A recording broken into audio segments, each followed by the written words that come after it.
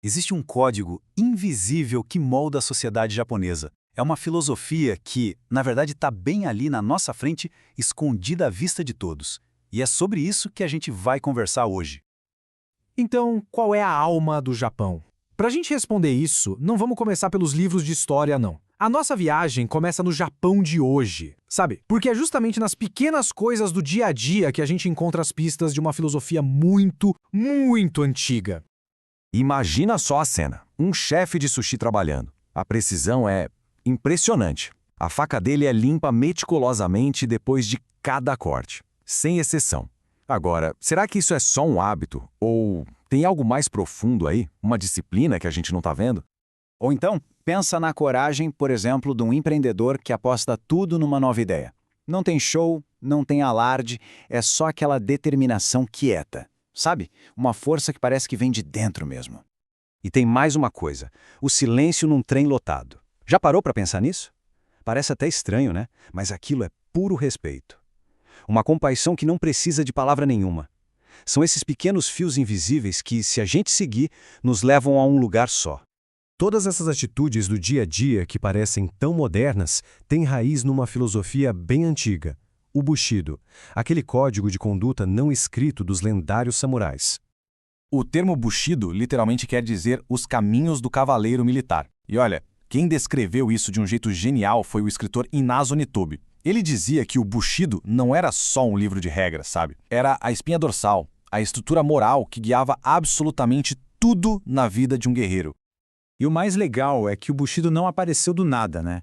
É quase como uma receita, uma fusão de várias ideias. Pensa bem, ele pegou o patriotismo e a lealdade do shintoísmo, os princípios éticos do confucionismo e, para fechar, o estoicismo e o autocontrole do zen budismo. Misturou tudo isso e criou algo completamente único. Então, para a gente entender de verdade a alma do Bushido, a gente precisa olhar de perto para suas virtudes principais, para os pilares que sustentavam a vida de um samurai. E o primeiro pilar, talvez o mais importante, é o Ji, que a gente pode traduzir como retidão ou justiça.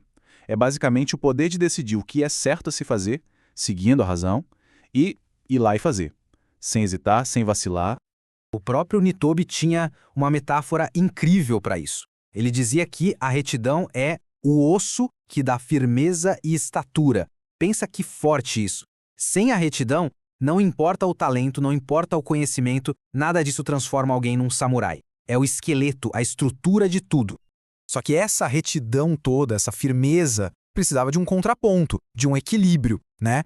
E é aí que entram outras duas virtudes essenciais. De um lado, o Yu, a coragem, afinal, não adianta saber o que é certo se não se tem a coragem de fazer. E do outro lado, o Jin, a benevolência, a compaixão, a empatia, o que tornava esses guerreiros, no fim das contas, humanos. E claro, a gente precisa falar de Meio, a honra. E aqui não é só sobre orgulho, viu? É algo muito mais profundo. Era uma consciência constante da própria dignidade, do próprio valor. Isso vinha junto com o medo real da desgraça, da desonra. Cada passo, cada palavra era medido por esse padrão.